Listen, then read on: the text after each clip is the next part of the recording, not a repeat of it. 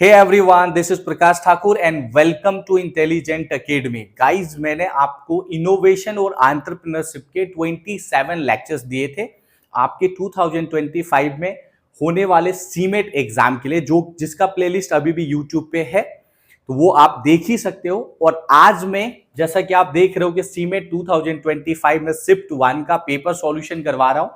बहुत सारे बच्चों का ऐसा कमेंट आया था कि उन्हें डाउट है कि जो एनटीए ने आंसर्स दिए हैं वो राइट है भी या फिर नहीं है। तो कौन से क्वेश्चन करेक्ट है, कौन से क्वेश्चन रॉन्ग है, उन सब के ऊपर सारा एक्सप्लेनेशन अभी मैं करूंगा, जिससे आपको क्रिस्टल क्लियर हो जाएगा कि क्या कोई क्वेश्चन रॉन्ग है और अगर है तो क्यों है। वो सारी चीजें मैं एक्सप्लेन करूंगा आपको, जिससे कि आपको एग्जैक्टली पता चलेगा कि हाँ हो क्या रहा है। अब बहुत सारे लोग ऐसे भी बोल रहे हैं कि बहुत सारे क्वेश्चन रॉन्ग है, तो अब जब हम लोग ये सॉल्व करेंगे तो ही पता चलेगा।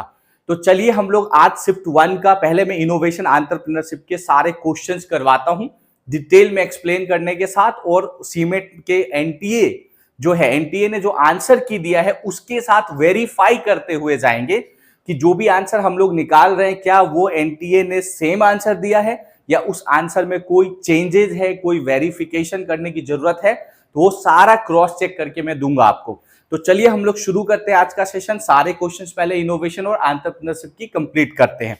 शिफ्ट 1 में जो लोग पेपर देने गए थे ये उनका क्वेश्चन है, और अगर आपने पेपर शिफ्ट 2 में दिया था तो भी कोई फर्क नहीं पड़ता। आप क्वेश्चन तो देख लो कि कैसे क्वेश्चन आए थे, उससे आपको बहुत हेल्प मिलेगा।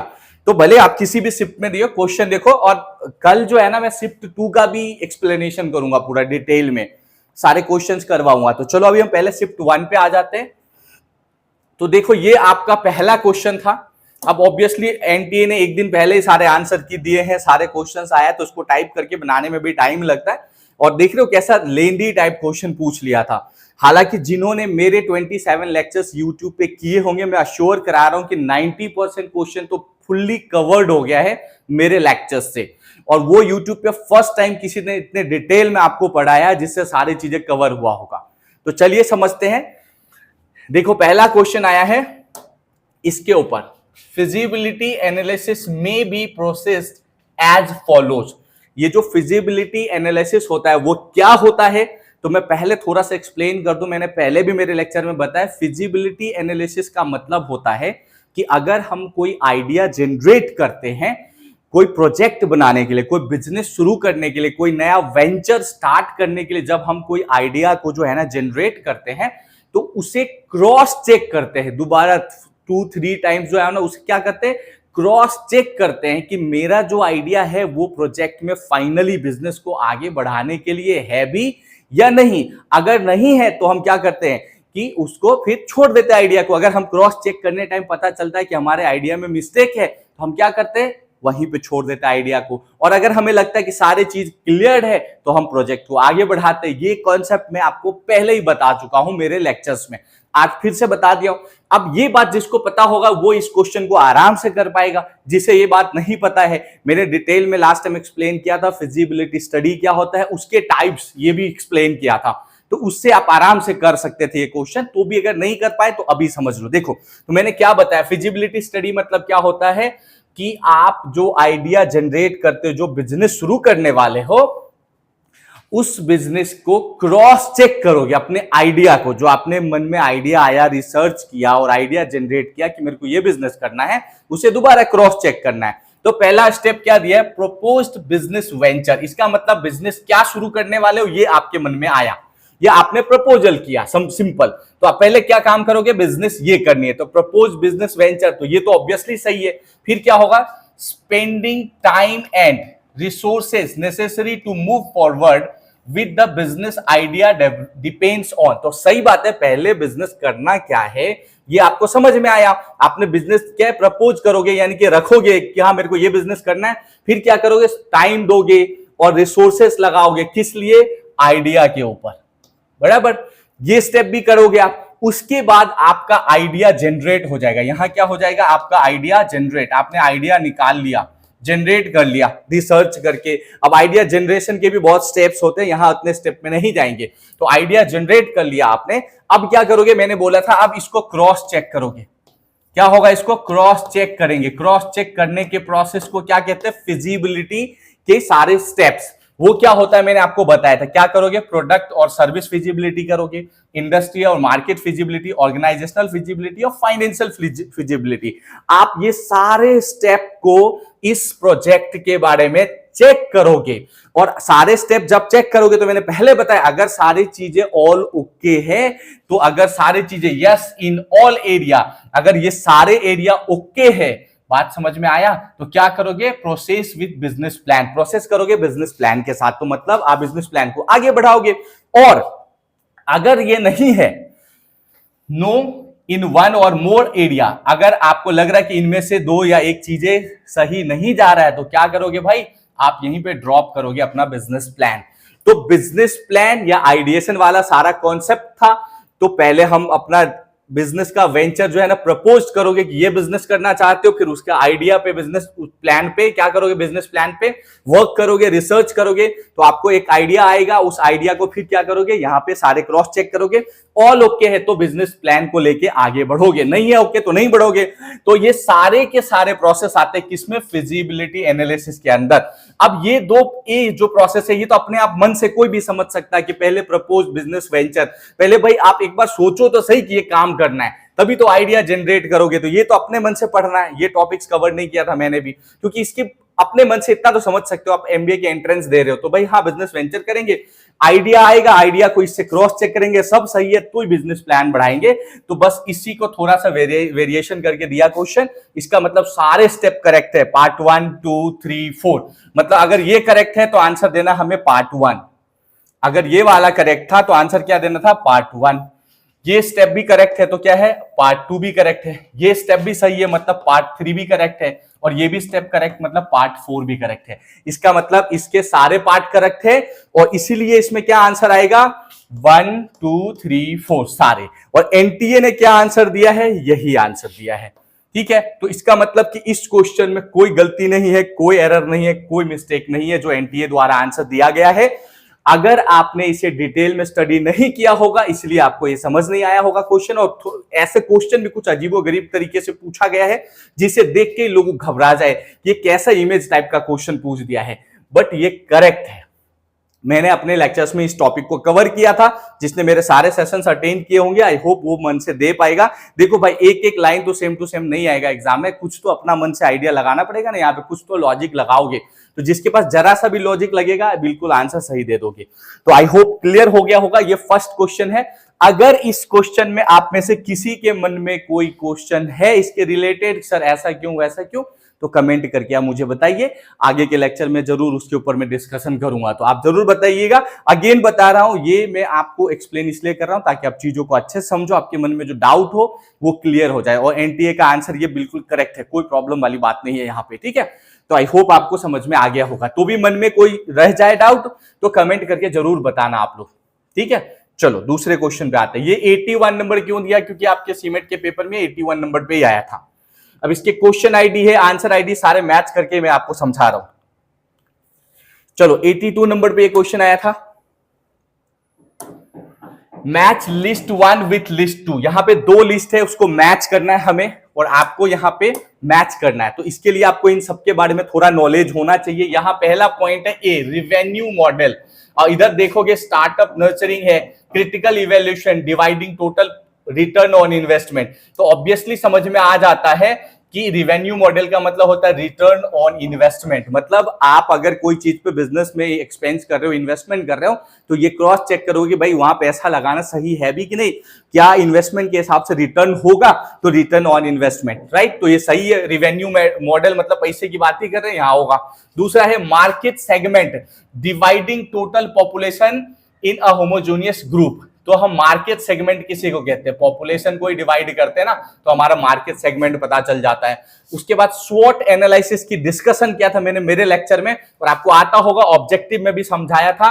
एस से क्या होता है, स्ट्रेंथ, वीकनेस, ये सारा समझाया था। तो इसका आप सिंपल समझो, स्वॉट एनालिसिस का मतलब क्या होगा, क्रिटिकल इवेल्युएशन मेथड। अब यहां थोड़ा ब्रेन लगाना, इसका फुल फॉर्म ही नहीं हर बार देगा, थोड़ा तो ब्रेन लगाएंगे आप लोग जब एमबीए करने जा रहे हैं। तो स्वॉट एनालिसिस में क्या था, हम लोगों ने स्ट्रेंथ वीकनेस सारी चीजों को स्टडी करते थे, इसका मतलब क्रिटिकल इवेल्युएशन मेथड हो गया, हम उसको क्रिटिकल इवेल्युएट कर रहे हैं। बिजनेस इंक्यूबेटर में आपको मैंने एकदम डिटेल में एक्सप्लेन किया था इनका क्या काम होता है, स्टार्टअप को लोन देना, स्टार्टअप को फंड अवेलेबल कराना, स्टार्टअप को ऑफिस अवेलेबल कराना, स्टार्टअप को स्किल डेवलपमेंट ट्रेनिंग देना, सारा काम किसका होता है, बिजनेस इंक्यूबेटर का। ये भी डिस्कशन किया था। तो अब देख लो क्या है, ए में क्या होना चाहिए, फोर्थ ऑप्शन। देखो ए में 4 किधर है, 1 2 3 इसमें है, ए में 4 ऑप्शन इसमें है, इसका मतलब यही आंसर होगा, और किसी में तो है ही नहीं। एक से भी काम चल जाता है, इसमें से कोई एक आ जाता ना। स्वॉट मैंने पढ़ाया था, डायरेक्टली क्वेश्चन है क्रिटिकल इवेल्युएशन मेथड, मतलब सी का क्या होना चाहिए, थर्ड। देखो सी का क्या है, सॉरी सी का क्या है, सेकंड, तो सी का क्या है, सेकंड। यहां भी आंसर आ जाता, और सी का सेकंड यहां भी था, इससे एक दो से क्रॉस चेक कर लेते, मैंने आपको सारे बता दिए। तो इसके मतलब क्या आंसर आ रहा है, देखो फिर क्या है, बी का क्या आंसर आ रहा है, थर्ड, तो बी का थर्ड, ये भी मैच हो गया, ये भी मैच हो गया। डी का क्या आंसर आ रहा है, फर्स्ट, डी का फर्स्ट, इसका मतलब हमारा राइट आंसर क्या होना चाहिए था, फोर्थ।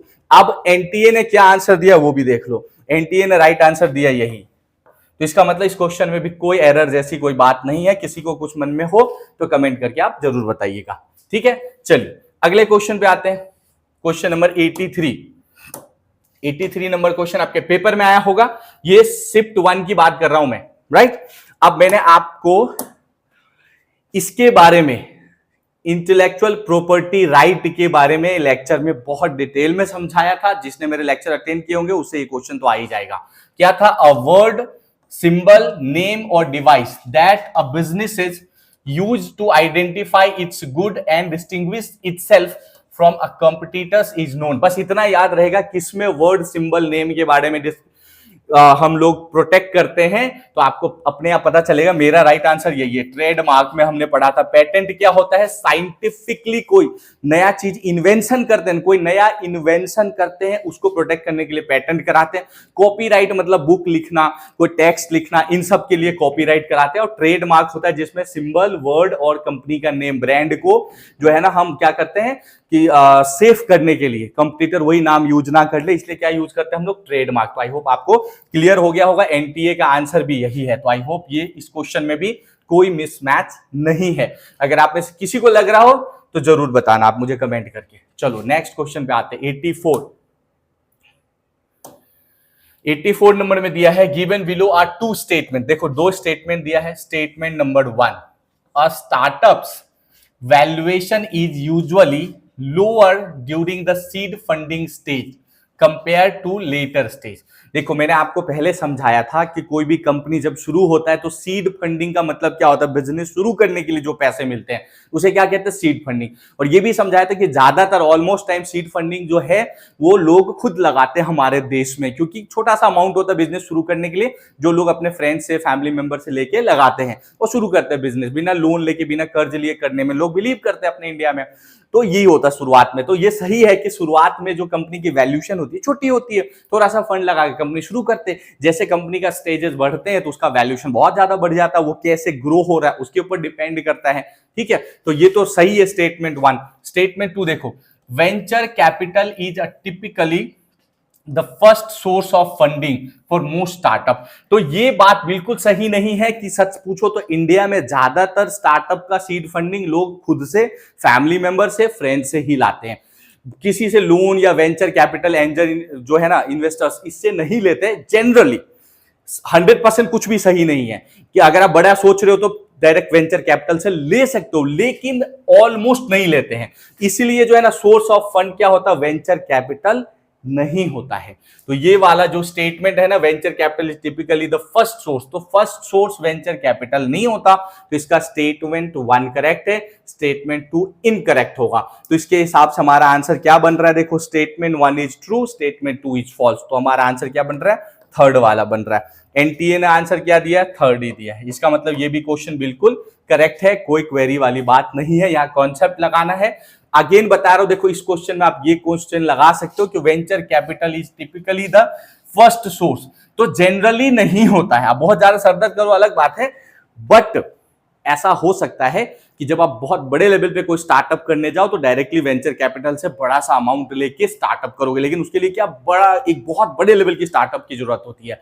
तो ऐसा रेयर केस में हो सकता है। अब यहाँ जनरल केस लेना होता है, ना कि रेयर केस। तो रेयर केस में तो क्या हो सकता है कि डिपेंड करेगा कि आपके पास ऐसी इन्वेंशन हो, ऐसी कोई टेक्नोलॉजी डेवलप कर लिया आपने, तो कोई भी बड़े वेंचर कैपिटलिस्ट आपको पैसा देने को तैयार हो जाएंगे। तो सीड फंड ही आप वेंचर कैपिटलिस्ट से ले सकते हो, पर जेन्युइनली नहीं लेते हैं हम, इसके वजह से यहाँ पे ये रॉन्ग है।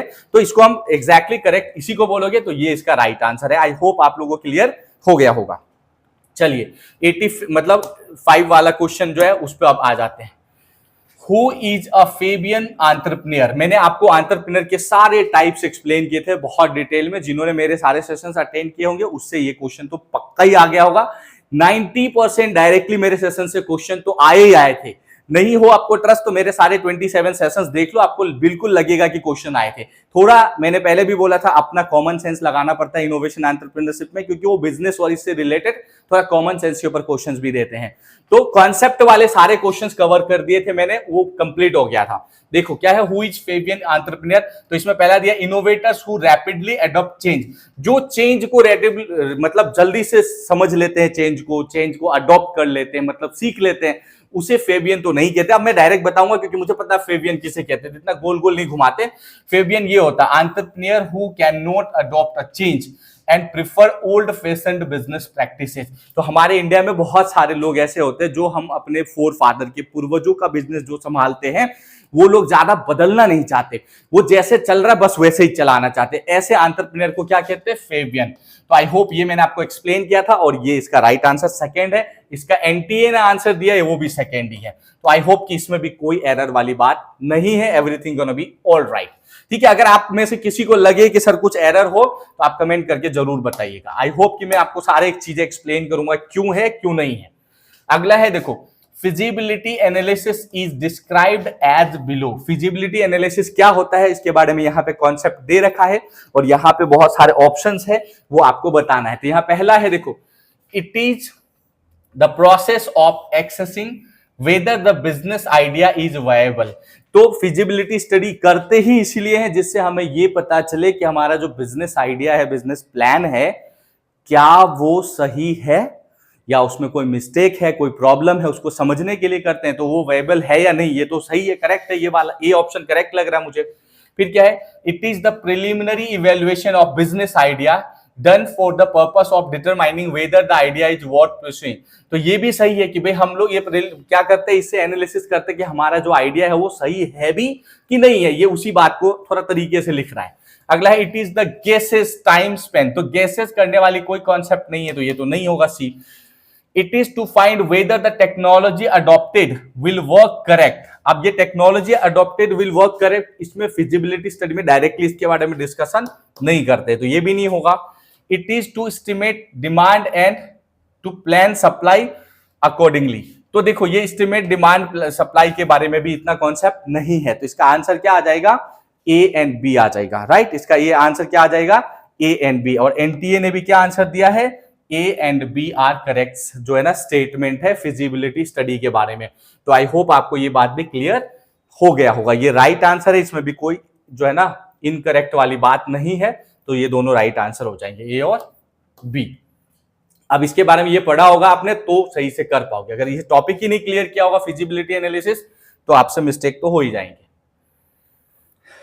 चलो नेक्स्ट टॉपिक पे आते हैं।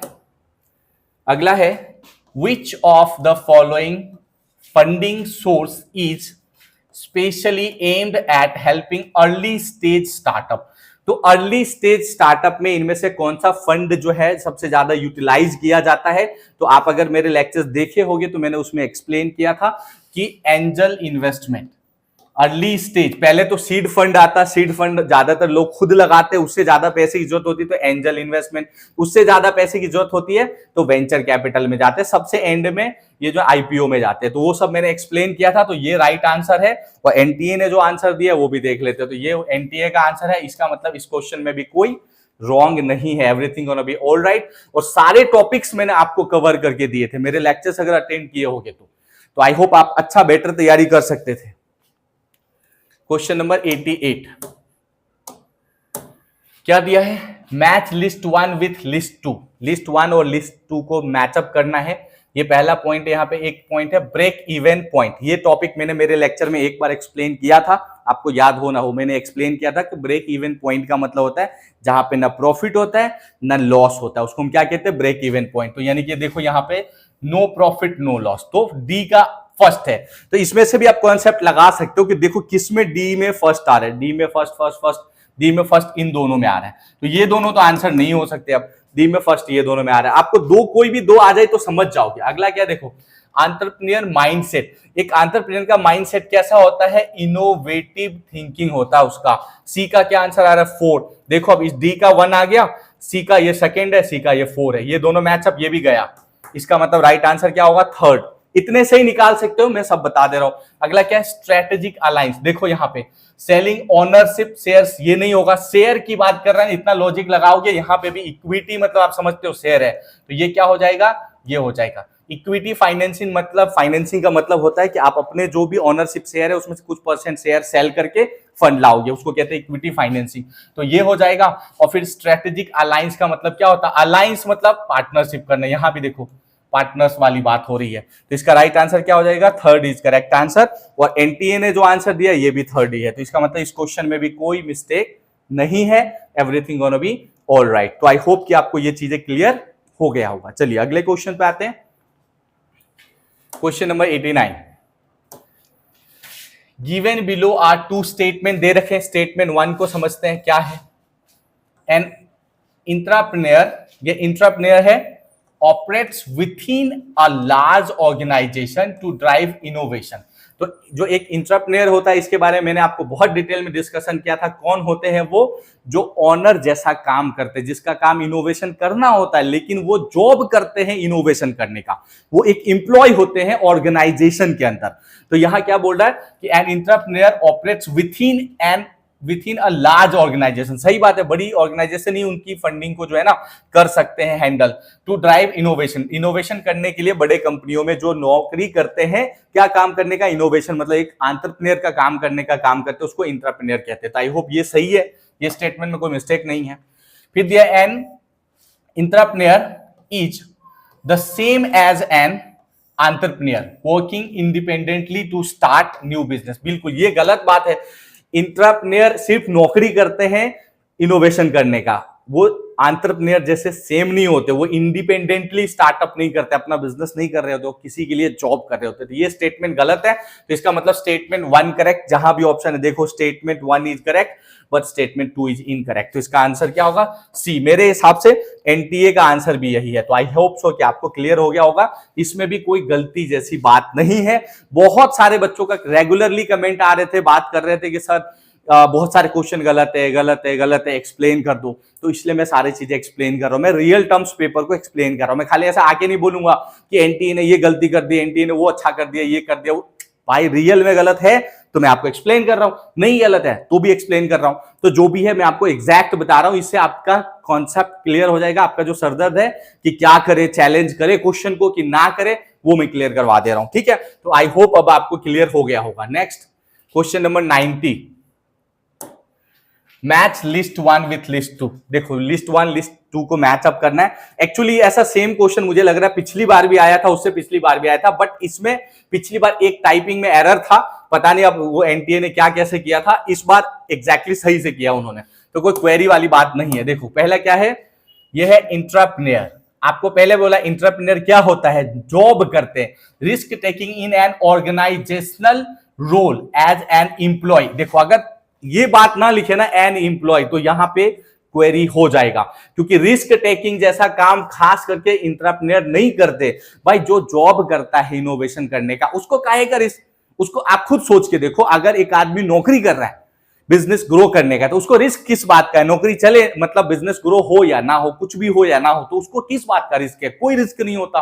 तो ये स्टेटमेंट पे थोड़े से प्रॉब्लम क्रिएट हो सकता है, लेकिन इसको उन्होंने क्या बोल दिया, risk taking in an organization as an employee. तो एम्प्लॉय बोल दिया, इसका मतलब सीधा करेक्ट होता है कि इंट्राप्रेन्योर का मतलब ये वाला है, क्योंकि वो एक एम्प्लॉय होते हैं।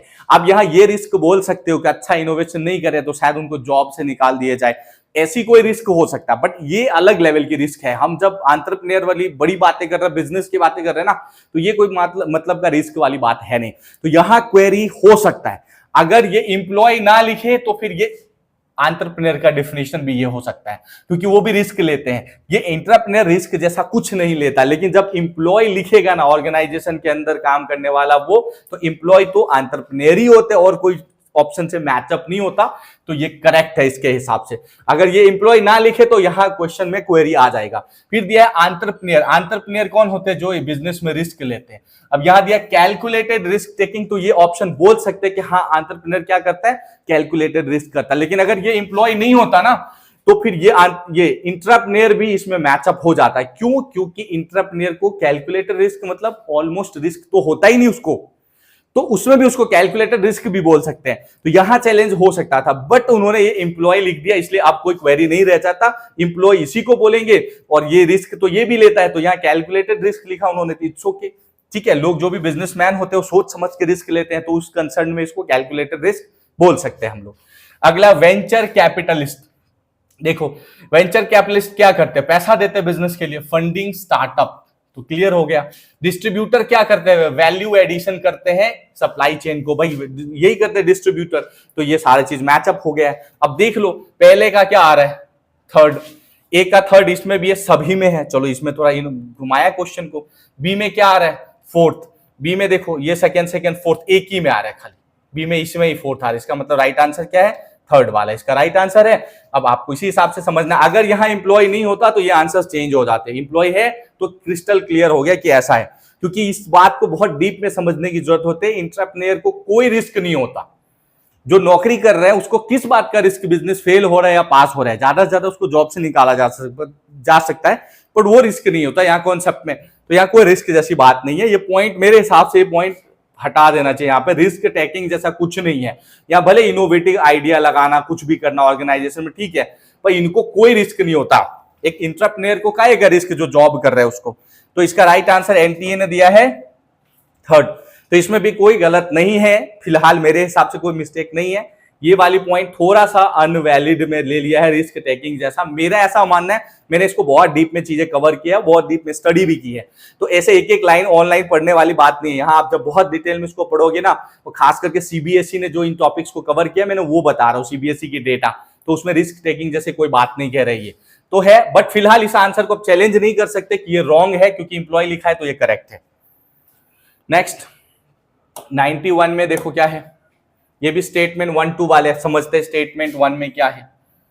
लर्न स्टार्टअप, ये है methodology, prioritize extensive market research before any product. अब यहां थोड़ा मिसमैच लग रहा है मुझे, बिफोर लॉन्च एनी प्रोडक्ट रहता है तो ज्यादा बेटर समझ में आता है, सीधा लिख दिया बिफोर एनी प्रोडक्ट। तो थोड़ा सा इंग्लिश में यहां कुछ इशू लग रहा है कि लर्न स्टार्टअप, स्टार्टअप की आप प्रोसेस को समझिए, उसको प्रायोरिटाइज कीजिए, किसको एक्सटेंसिव मार्केट रिसर्च कीजिए बहुत बड़े लेवल पे।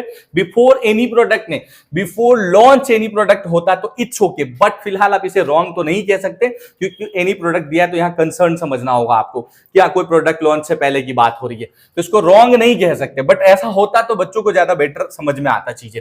अगला स्टेटमेंट 2, तो ये जो बात है अब मैं आगे एक्सप्लेन करता हूं इसको पढ़ने के बाद। यहां दिया learn startup methodology focuses on creating a minimal viable product MVP to test hypothesis।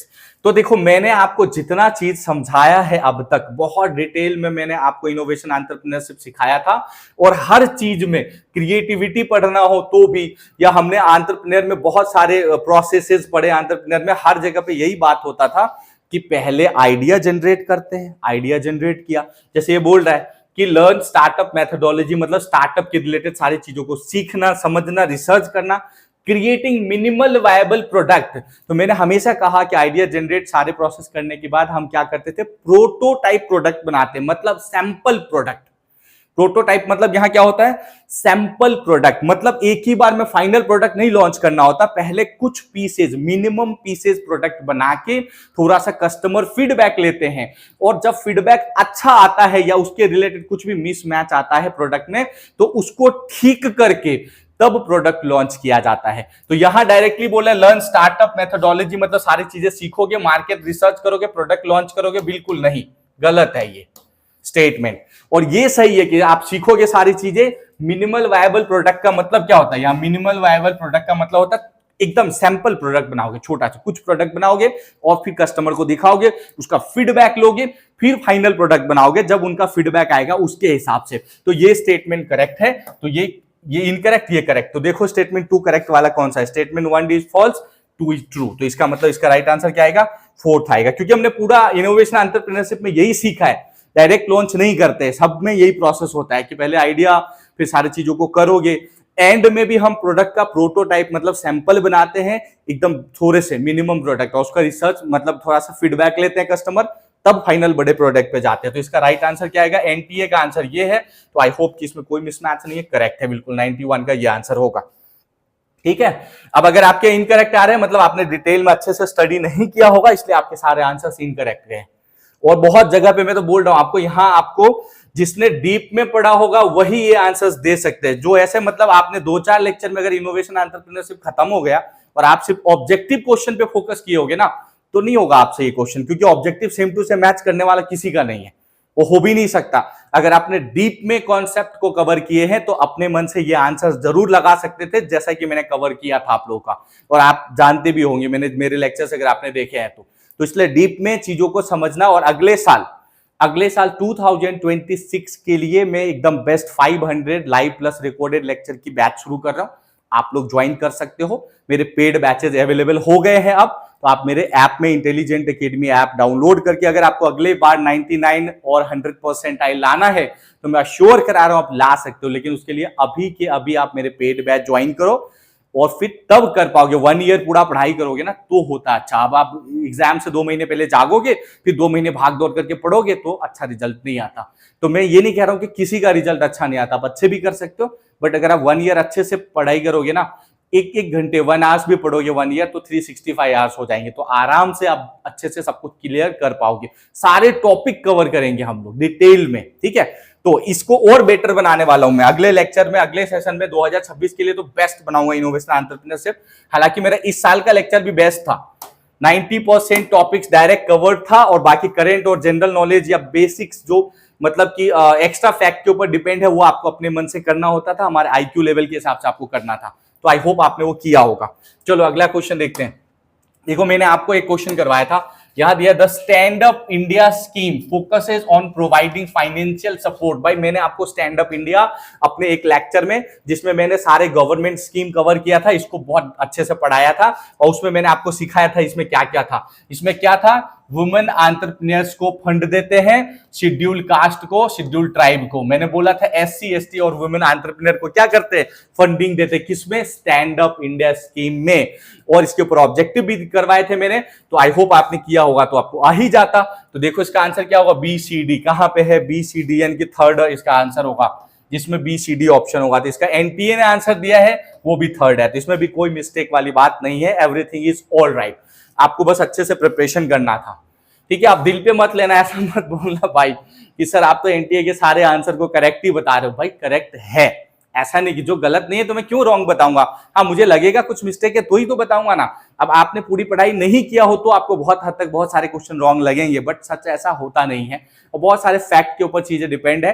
Wrong होगा तो मैं बताऊंगा, कुछ मिसमैच होगा तो। चलो ठीक है, अगले क्वेश्चन पे आते हैं।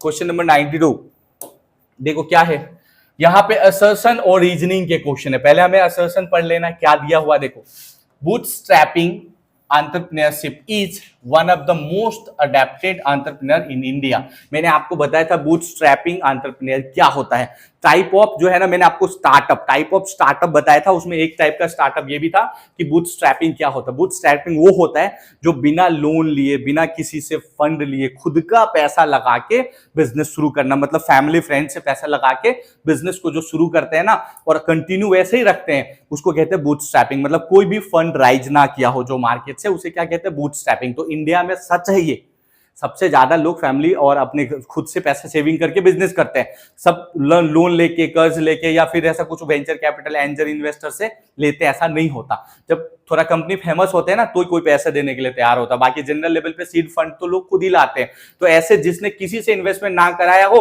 तो ये बिल्कुल असर्शन सही है। अगला रीजन दिया देखो, managing a business through one's own financial resource are the first and easy option available for the entrepreneur to start a business। सही बात है, अपने पैसे हों तो उसको जैसे यूज करना, जो बिजनेस करना, अगर आप किसी से लेके करोगे तो उसके 100 क्वेश्चन होंगे, ऐसा नहीं करो, वैसा नहीं करो, ये नहीं करो, वो नहीं करो। तो इंडिया में सबसे बेस्ट ऑप्शन है कि खुद के पैसे सेविंग करो और बिजनेस शुरू करो, फिर आप अपने मन का कर सकते हो। और एक एंटरप्रेन्योर बेस्ट काम तभी करता है जब वो अपने आइडिया पे काम करे, उसे अपने आइडिया पे भरोसा हो और उस पर अच्छे से काम करे और सक्सेसफुल बनता है। तो ये भी बिल्कुल करेक्ट है। तो क्या होगा, ये भी सही है, ये भी सही है, और इस बात को ये एक्सप्लेन भी सही कर रहा है। इसका मतलब इसका राइट आंसर क्या होगा, first, both A and R are correct and R is the correct explanation of A. तो ये होगा, ये राइट आंसर मैंने बताया, सब कुछ समझा कि क्यों करेक्ट है, और एनटीए ने यही आंसर दिया है। तो इसका मतलब आपका राइट आंसर क्या हो जाएगा, ये। इसमें भी कोई मिस्टेक वाली बात नहीं है। तो आई होप आपको समझ में आ गया होगा। चलो नेक्स्ट 94th वाला क्वेश्चन। इसमें क्या दिया, स्टेटमेंट वाइज क्वेश्चन है। पहला स्टेटमेंट क्या, देखो, कॉस्ट बेनिफिट एनालिसिस। भाई हाँ, ये न्यू टॉपिक है, ये टॉपिक मैंने कवर नहीं किए थे, इस बार न्यू टॉपिक आया है। तो अगले साल के पेड कोर्स में मैं इसको बहुत डीप में कवर करूंगा। ये बिल्कुल नया टॉपिक है, पिछले 3 साल में ऐसी कोई टॉपिक नहीं आया था, बट इस बार इन्होंने कॉस्ट बेनिफिट एनालिसिस एक नया टॉपिक को एड ऑन कर दिया। तो इसको हम अभी डिटेल में कवर कराऊंगा अगले साल के पेड कोर्स में। तो cost benefit analysis, CBA, measured a project societal effects and does cost and benefits comparable in the monetary terms। इसको पहले सिंपल समझो। CBA का मतलब क्या होता है, आप कहीं पे कोई पैसे खर्चे करते हो, कोई एक्सपेंस करते हो, तो सोचते हो ना भाई ये जो खर्चे मैं कर रहा हूं तो क्या इससे प्रॉफिट ज्यादा होगा, चाहे जिसके लिए। देखो, दो चीजें होती है। यहां जो ये क्वेश्चन इन्होंने दिया है ना, ये सोशल वेलफेयर के कॉन्सेप्ट से क्वेश्चन दिया है। आप इस टॉपिक को अगर सिर्फ प्योर बिजनेस से देखोगे तो ऐसा होता है कि आप जो बिजनेस में पैसे खर्चे कर रहे हो तो उस पर रिटर्न सही से होगा या नहीं, इसको समझना। जैसे मैं सिंपल समझाता हूं एग्जांपल, अगर मान लो आपको अपनी सॉफ्टवेयर अपडेट करनी है, तो पहले तो ये देखेंगे कि मुझे एक सॉफ्टवेयर, मैं पर्सनल बता रहा हूं, एक बिजनेस एंटरप्रेन्योर का, ये क्वेश्चन एंटरप्रेन्योर के कंसर्न से नहीं दिया, ये क्वेश्चन किस कंसर्न से दिया है, सोशल वेलफेयर, लोगों के भले के कंसर्न से। तो मैं समझाऊंगा कैसे क्या है। इसमें बहुत क्वेरी है, लोगों को लग रहा होगा ये रॉन्ग है, उस हिसाब से एक कंडीशन से प्रॉब्लम है इस क्वेश्चन में, बट मैं पहले समझा देता हूं, समझ लो फिर डिस्कस करेंगे। तो पॉइंट क्या है, देखो, अगर हम बिजनेस कंसर्न से सिर्फ समझेंगे तो ये जो पॉइंट होता है, इसका मतलब होता है, जैसे मान लो एग्जांपल के थ्रू आप एक सॉफ्टवेयर लोगे, अब सॉफ्टवेयर आपने अपडेट की तो उसमें बहुत सारे नए फंक्शन आएंगे। पहले तो सॉफ्टवेयर अपडेट में मान लो कि 5 लाख रुपए कॉस्ट आ रहा है, 5 लाख का। अब उसमें नए फंक्शन आएंगे तो अपने एम्प्लॉय को ट्रेनिंग भी देना पड़ेगा आपको, वो सब सीखेंगे, फिर ट्रेनिंग के भी खर्चे आएंगे। अब क्या उस सॉफ्टवेयर के अपडेट करने से आपका प्रोडक्शन, आपका जो दूसरा बाकी चीज है, जो सर्विस आप लोगों को प्रोवाइड करा रहे हो, उससे ज्यादा प्रॉफिट या एडवांटेज है क्या? मतलब आपको पहले सॉफ्टवेयर को अपडेटेड खरीदने में कॉस्ट जा रहा है, अपने एम्प्लॉय को ट्रेनिंग देने में खर्चा जा रहा है, तो क्या वो सॉफ्टवेयर अपडेट वर्जन लेने से आपका काम इतना आसान हो जाता है कि ये खर्चे होने के बाद भी आपको लगे कि हाँ यार, इसको अपडेट करने से मुझे बहुत फायदा है?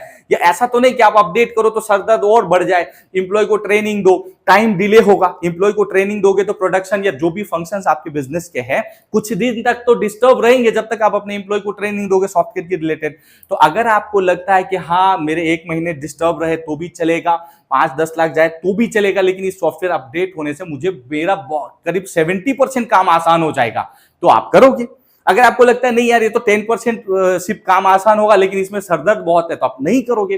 तो आप जो खर्चे कर रहे हो, क्या वो आपको वो देखना है कि वो खर्चे आपके लिए वैलिड है, वो करके आपको उसके हिसाब से एडवांटेज मिलेगा, तो उसी बात को कहते हैं कॉस्ट बेनिफिट एनालिसिस। भाई हम जो खर्चे कर रहे हैं उससे जो बेनिफिट होगा, क्या वो रियल में बेनिफिट है, वो। ये एक बिजनेसमैन के लिए।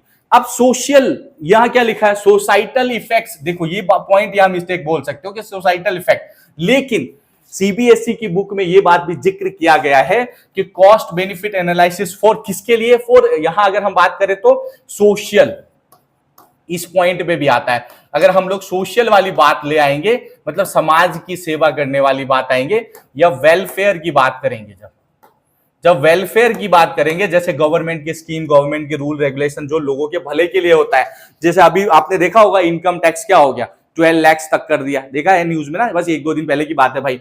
तो अगर कोई काम हमारे पब्लिक के वेलफेयर के लिए हो रहा है ना, तो वहां पे ये बात होता है, वहां पे कॉस्ट बेनिफिट एनालिसिस का मतलब क्या होता है, सोसाइटल इफेक्ट होता है, मतलब सोसाइटी में उसका क्या इफेक्ट होगा। मैं पूरा समझाता हूं, समझिए।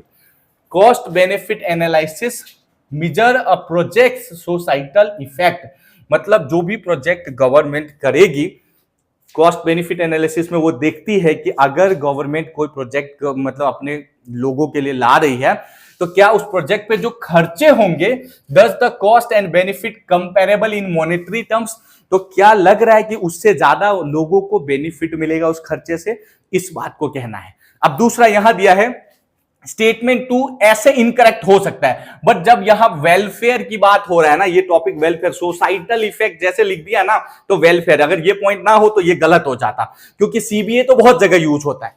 ये जो कॉस्ट बेनिफिट एनालिसिस है, ये ऑलमोस्ट हर तरह के कंपनी में, हर तरह के जगह पे इंफ्रास्ट्रक्चर में यूज होता है। लेकिन जब सोसाइटल इफेक्ट की बात करें, वेलफेयर की बात हो, तो ये बात सच है कि गवर्नमेंट में इसका बहुत यूज होता है। CBA is most widely applied tools for the appraisal of transport project. अब ट्रांसपोर्ट प्रोजेक्ट का मतलब यहां क्या है, गवर्नमेंट में ट्रांसपोर्ट में क्या करती है, रोड बनाती है, ट्रेन का फैसिलिटी बढ़ाती है, ठीक है। इससे अलावा इस तरह की चीजें अब गवर्नमेंट ये देखती है।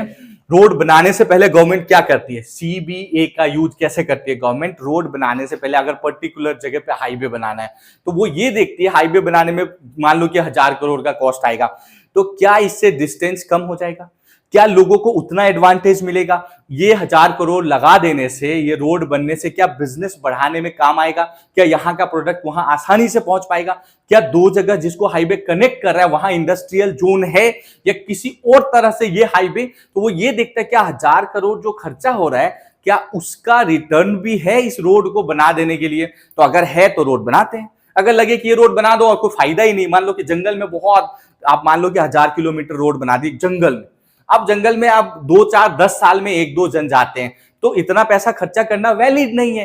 तो रोड वहां बनाओ जहां लोग रहते हैं, जहां लोगों को उससे हेल्प होगा, उनके वेलफेयर के लिए काम करेंगे।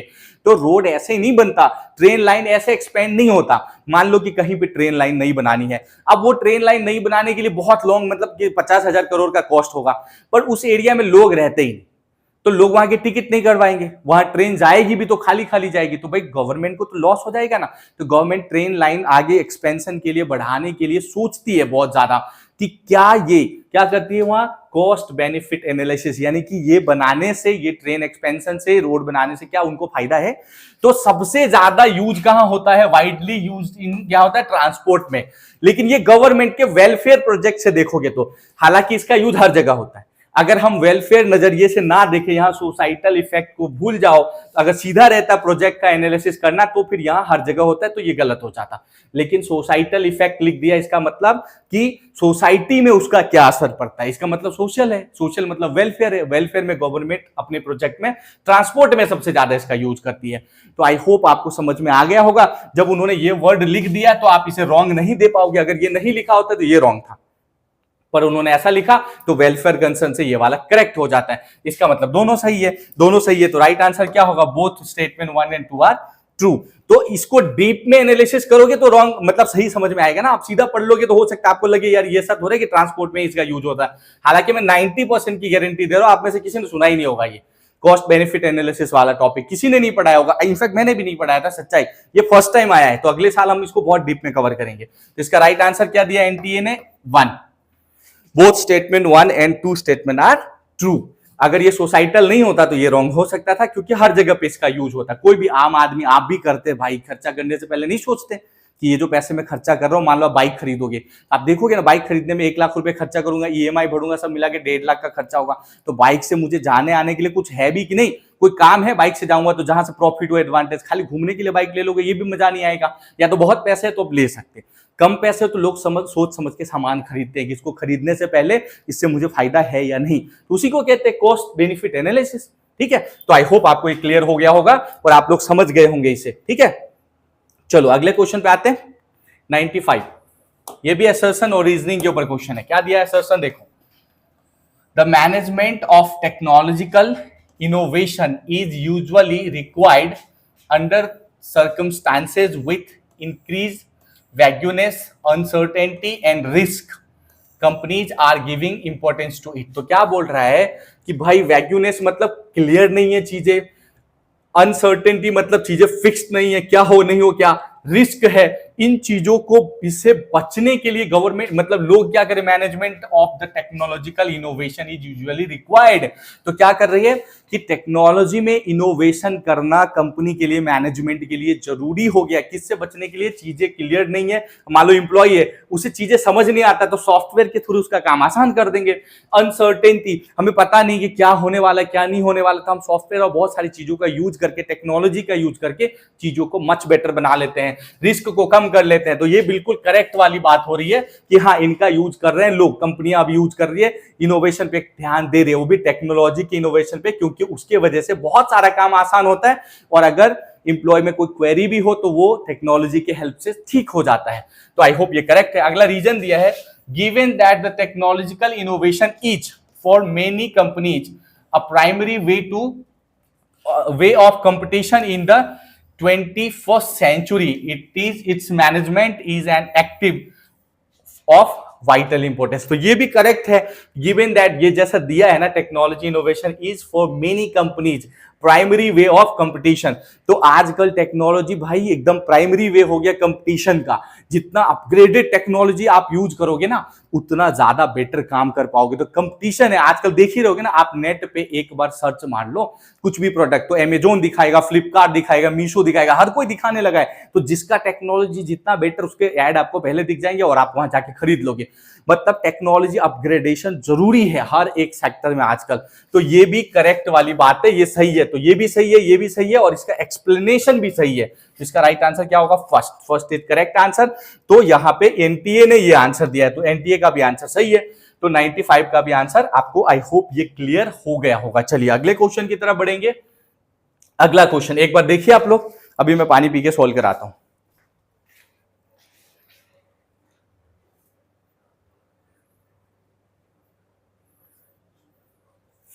तो नेक्स्ट क्वेश्चन पे आते हैं अब।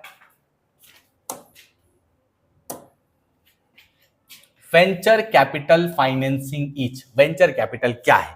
पहला option, type of financing by venture capital, सही है, ये एक टाइप का फाइनेंस कंपनी वाली कंपनी है।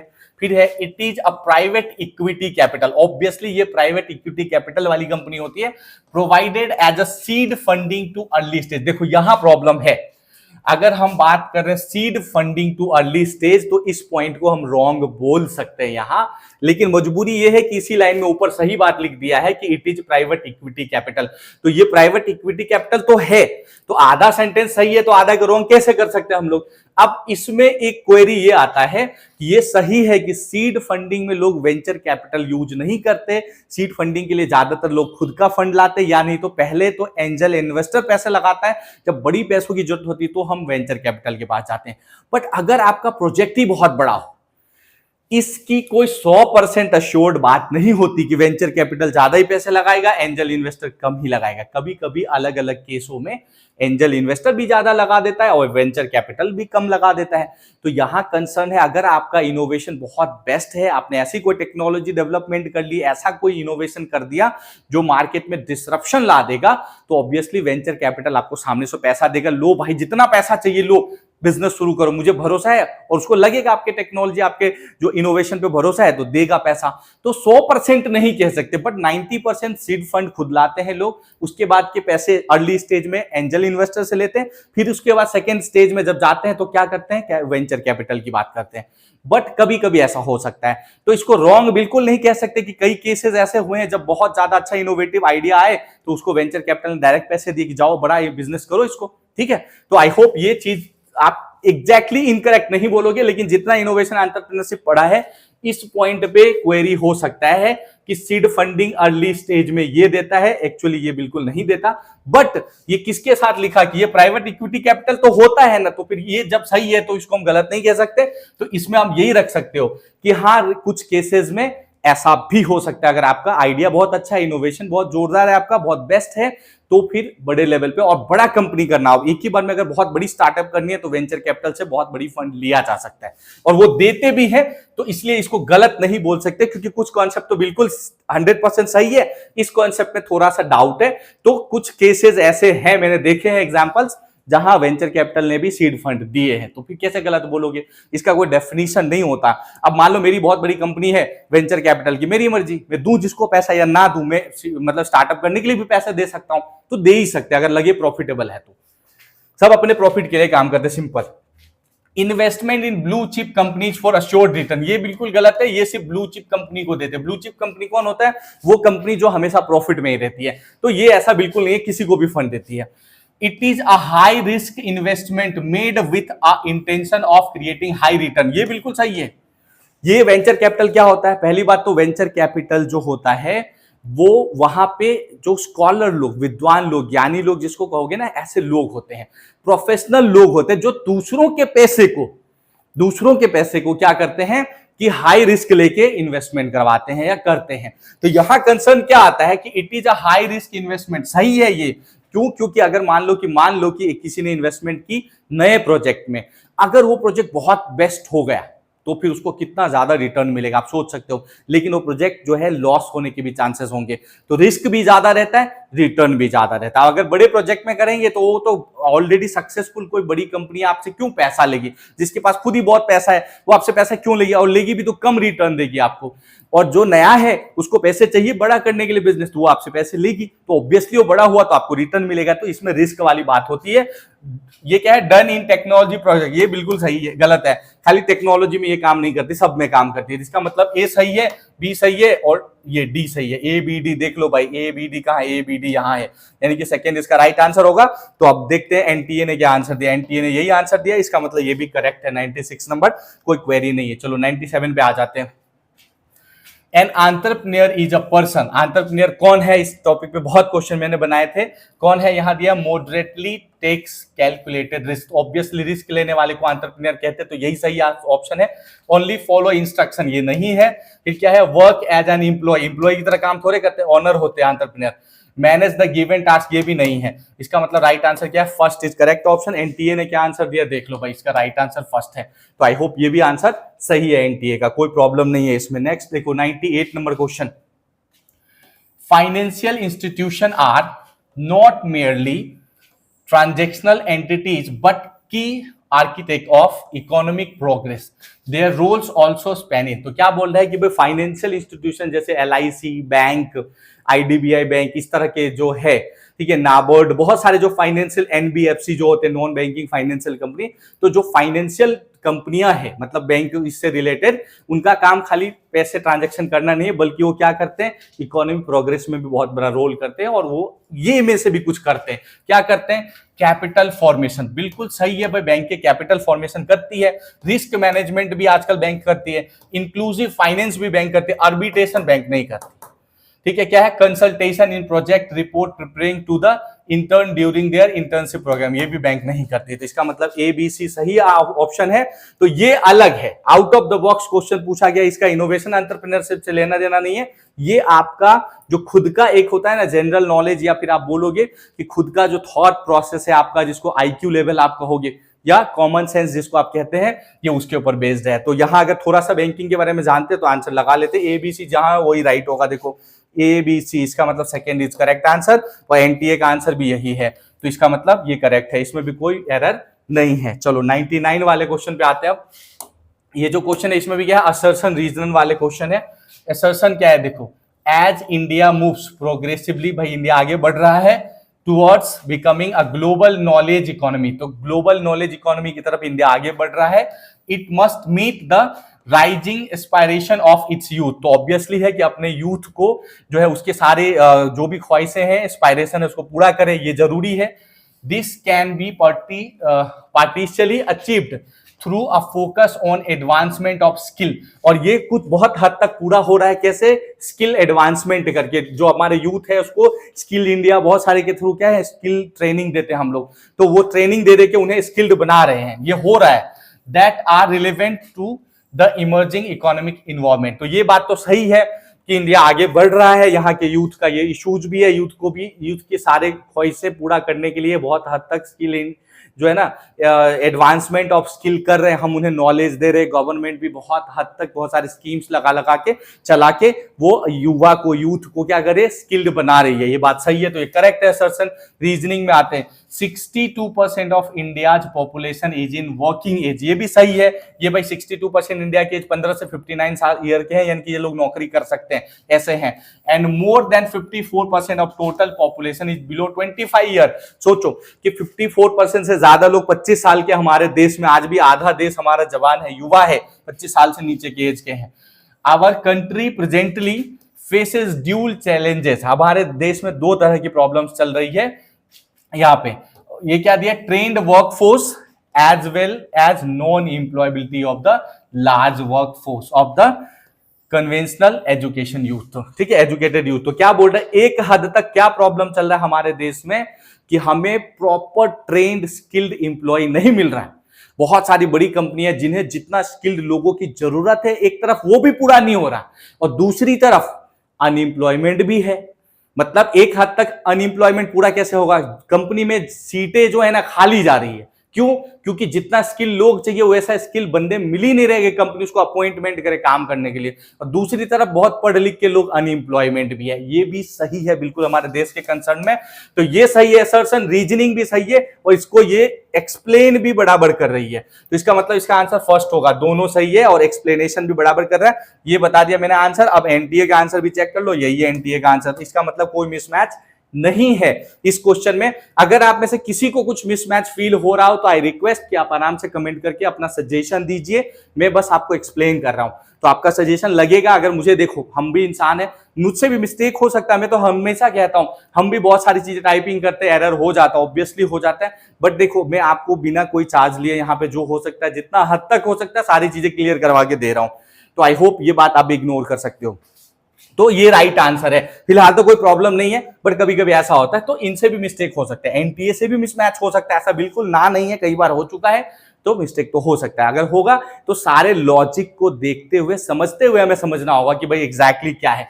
तो अभी लास्ट क्वेश्चन पे आएंगे। इससे पहले मैं एक बार फिर एक्सप्लेन करूंगा, जिनका पेपर अच्छा नहीं गया है, जिनका स्कोर अच्छा नहीं हो रहा है, अगर आपको अगले साल भी पेपर देना है, आप इंटेलिजेंट एकेडमी ऐप डाउनलोड करके मेरे पेड सेशन ज्वाइन कर लीजिए। मैं 100% अश्योर्ड करा रहा हूं आपके मार्क्स अच्छे आएंगे। मैं 500 प्लस सेशंस देने को तैयार हूं। एक एक टॉपिक कवर करूंगा एकदम डीप में, मैथ्स भी, रीजनिंग भी, इंग्लिश भी, जीके भी, इनोवेशन, एंटरप्रेन्योरशिप भी, मतलब ए टू जेड टॉपिक में कवर करूंगा। आपको कहीं कोई क्वेरी नहीं होगा, करेंट अफेयर्स भी।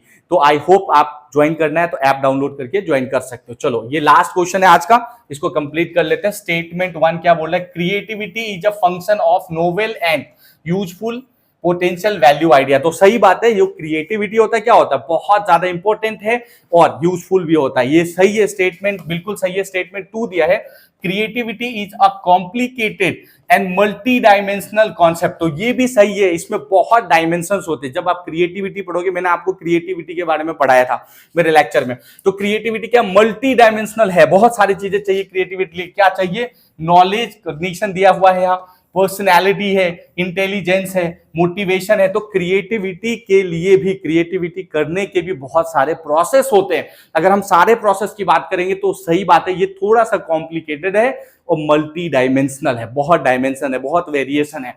तो ये है, पर अच्छे एंटरप्रेन्योर हमेशा क्रिएटिविटी में बिलीव करते हैं, वो अच्छा काम करते हैं। तो उसके हिसाब से स्टेटमेंट 1 करेक्ट है, स्टेटमेंट 2 भी करेक्ट है, यहां अच्छे से समझोगे तो इसका राइट आंसर क्या होना चाहिए, both statement 1 and 2 are correct. तो इसका एनटीए ने आंसर क्या दिया है, स्टेटमेंट 1 एंड 2 आर करेक्ट। तो मुझे लग रहा है कि आज के जो हमने 20 क्वेश्चंस को कवर किए, इसमें कोई मिस्टेक नहीं है। कल एक और लेक्चर दूंगा जिसमें मैं आपको, आज हमने शिफ्ट 1 में जो सीमेट एग्जाम हुआ उसको कवर करा है, कल सीमेट के सेकेंड शिफ्ट में जो एग्जाम हुआ था उसका कवर करूंगा। और उसके बाद अगर आप लोगों का रिक्वेस्ट आया तो मैथ्स, रीजनिंग, इंग्लिश और जीके, उसके भी जो क्वेश्चंस होंगे ना, I will try my best कि मैं शायद उसको आपको सॉल्व करा के पूरा एक एक चीज के पीछे एक्सप्लेनेशन बताऊं, जिससे आपको क्लियर हो जाए कौन सा क्वेश्चन रॉन्ग है, कौन सा राइट है, और अगर रॉन्ग है तो क्यों रॉन्ग है, और अगर राइट है तो क्यों राइट है। मैंने आपको बहुत डीप में आज एक्सप्लेन किया है।